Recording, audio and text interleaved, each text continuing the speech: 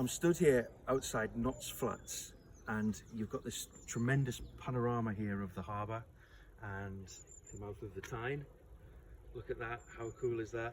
Especially at low tide. And you've got the Black Middens in full view. And you've got Prior's Stone there. Not everyone's aware of that stone out there, almost in the shipping channel. It's called Prior's Stone. And obviously the Black Middens tell a lot of stories, you know, of shipwrecks, and a lot of sailors lost their lives on those rocks. They're a tremendous hazard. And behind me here we have the flats, and these flats were built in the 1930s, and they were built with money bequeathed by Sir James Knott. And James Knott was one of the richest. He was like a billionaire of his time.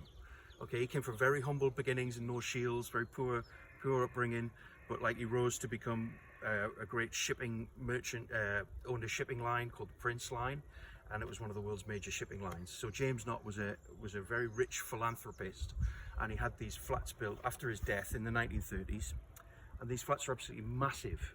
And the story is, there's a bit of like Tynemouth folklore that actually this was coveted by Hitler. It was earmarked by Hitler that if the Germans were ever able to invade this country in Operation Sea Lion, that his Kriegsmarine officers would be stationed here. This would be the officers' headquarters.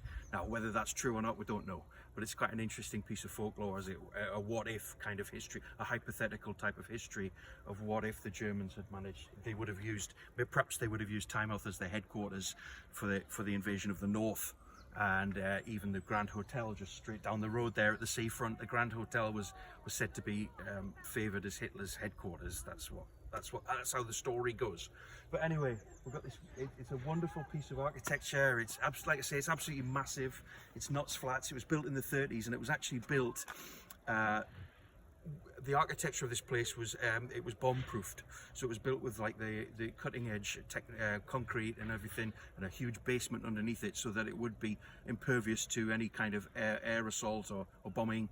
So there you go. That's Knott's Flats. It's a kind of, sometimes it's a bit, you know, it's visible from all angles, but it's often a forgotten corner of Tynemouth, and it should be appreciated a lot more than it is, I think.